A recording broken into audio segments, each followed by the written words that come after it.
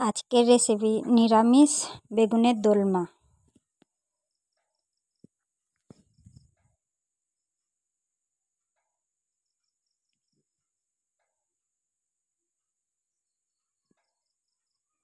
এর জন্য কড়াই নিয়েছি, তেল দিয়ে দিলাম,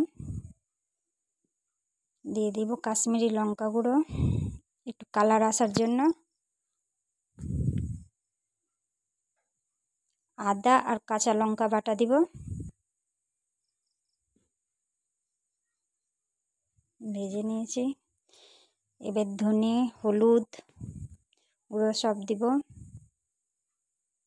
ভাজা হয়ে গেছে, দিব লবণ, একটু জল দিয়ে ভালো করে কষে নিব। এবার টক দই দিয়ে দিব,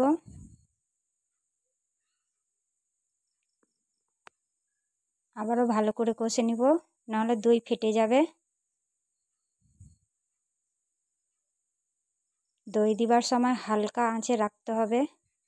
এবার জল দিয়ে ফুটতে দিব। এবার ভেজে রাখা বেগুনগুলো দিয়ে দিব।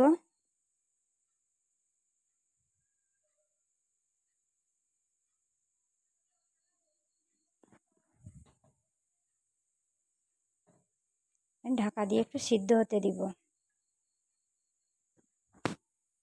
হয়ে গেছে আমার। এবার জিরে গুঁড়ো দিব, ভাজা জিরে গুঁড়ো দিব,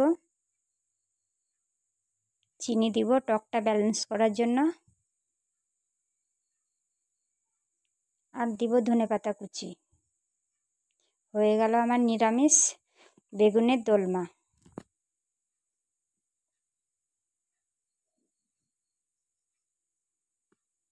যদি ভিডিওটা ভালো লেগে থাকে অবশ্যই একটা সাবস্ক্রাইব করে দিবেন।